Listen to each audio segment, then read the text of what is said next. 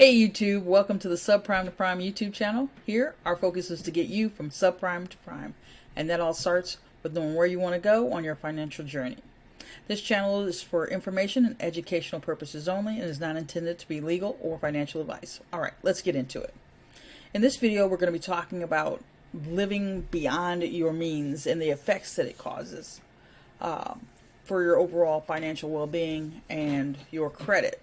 So, living beyond your financial means is a super huge error that many people make. And oftentimes it sneaks up on you and you feel like there's no control. However, there's always controls. You just have to know how to turn those or put those guardrails up to protect your financial integrity.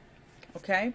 So the first elephant in the room is the amount of debt that can incur because of overspending and living above and beyond your means.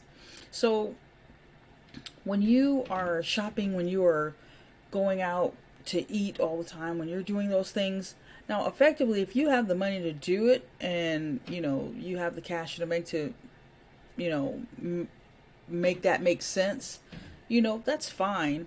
But if you're putting all of these things on credit and delaying the payments till later, you're going to actually dig yourself in a hole that you're not really financially able to get yourself out of in a timely manner.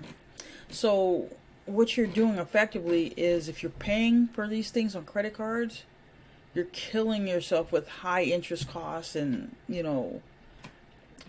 trying to live a lifestyle that's not where you are financially. And it causes a ton of financial stress. It creates an inability to save and invest your money.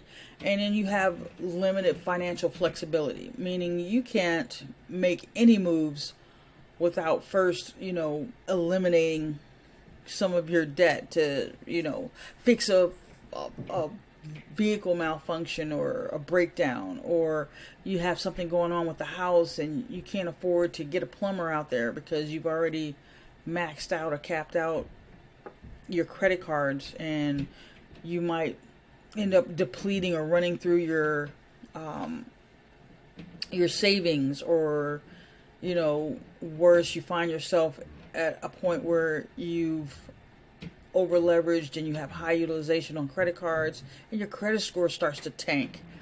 Now, the impact that it has overall on your financial house it can be actually devastating.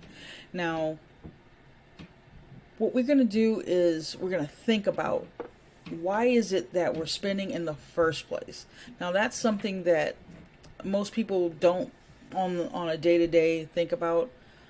But you have to figure out why you're risking your financial well-being on a couple of meals out, or hanging out with friends, or buying gifts for people you have no business buying gifts for, or you don't have the money to buy gifts for. Some of these things can be a little bit embarrassing and tricky to talk about, but as someone who's experienced all of that, it is what it is. And sometimes you don't have to be an imposter. You can just simply tell the truth that, hey, I can't afford that quite yet, or right now, and that's if you need to explain anything. You don't have to explain anything to any damn body when it comes to your financial house, because you have the responsibility to you're bearing the responsibility of correcting it and making sure that you and your family are secure in that area, and you don't have to explain it to anyone else. And that's just my 2 cents on that. But overextending yourself can cause a myriad of different things. I mean, to the extreme, you can risk bankruptcy.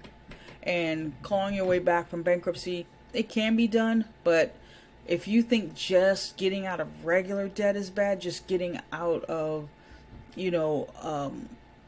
a financial dent is bad, coming back from bankruptcy is really a super daunting task, and it's not for the faint of heart. So you don't want to put yourself in a situation where you have to file for bankruptcy. That's just like the absolute extreme when it comes to overspending and over leveraging yourself. But you do want to put some safeguards in place. And I say that to say this. The more you pay attention to where your money is going each and every month, the more you are going to be actually in charge and running your money instead of the debt and all of the negatives running you. There's a time and a place to shop and hang out and do the things that you want to do. Absolutely. And you should be able to do that. That's a life well lived when you are able to do those things and it doesn't affect you financially at all. Now that's where you want to be. But right now, when you have to really look at the price on that menu to really see if you can really afford it, if you have to do a lot of money shifting.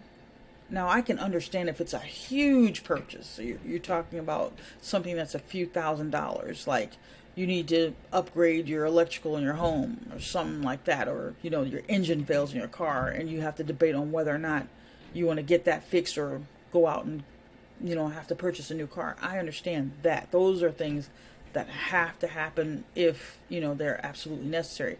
But we're talking about buying handbags or buying electronics you don't need yet, that the things that are not making you or helping you to make money or bring more income into your life.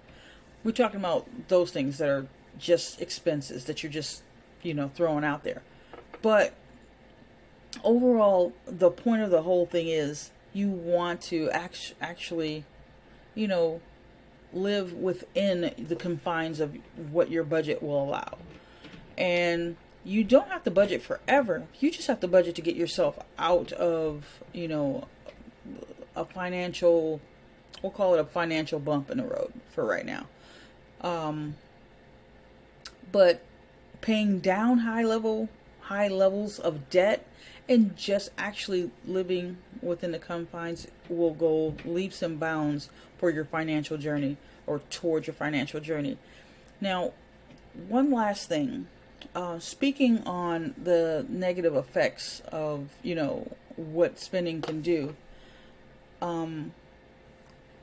it's not taboo to talk about, whether or not you can afford something when it's something you really, really, truly want to do. You have to save for it. You don't go and you pull it out of savings. You don't go and, not plan for that particular thing to happen.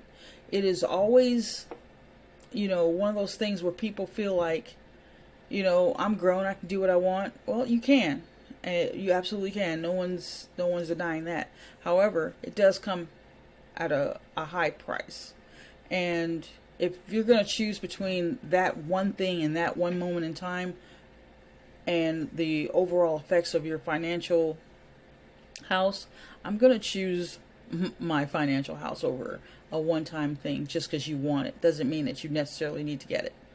Now, if you want to get into detail and nitty-gritty of how to make sure that you're stacking up and going in the right direction with your finances, step over to my school page on the school platform, Subprime to Prime, and we get really in the weeds about financial literacy and how to better protect yourself against, the economics of things and really start with the building blocks for your financial journey. If you want to know more or see more videos, please like and subscribe, and I'll see you next time. Thanks.